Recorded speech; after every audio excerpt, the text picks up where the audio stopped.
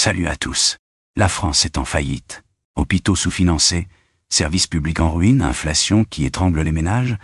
Mais bizarrement, le gouvernement trouve des milliards pour la défense.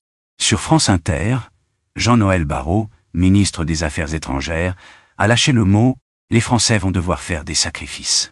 Moins pour l'éducation, la santé, les retraites, et toujours plus pour l'armée.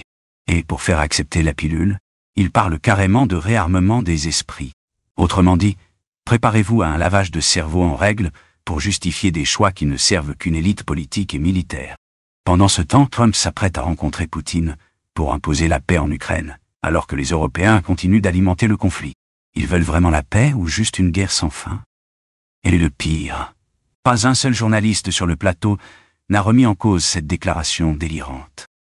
Crise réelle ou manipulation politique? Dites-nous ce que vous en pensez. Laissez un commentaire, likez, soutenez-nous, partagez et abonnez-vous.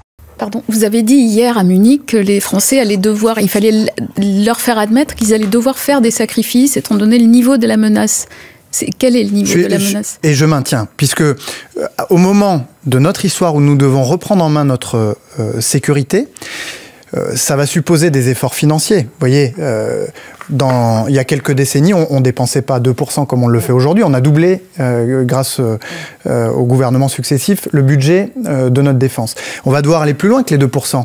Combien? 3, 4, les États-Unis demandent 4% maintenant. Dans les années 50, on consacrait plus de 5% à notre défense. Aujourd'hui, on va devoir faire plus. Mais la défense nationale... Vous pouvez quantifier ou pas? Vous allez vous aligner sur les 4% qui sont demandés? Mais on s'aligne sur personne d'abord, on fait nos propres choix. Mais on ne regarde pas que la quantité, on regarde aussi la qualité. Mais la défense nationale, elle ne se joue pas seulement dans les dépenses militaires, elle se joue aussi dans les esprits.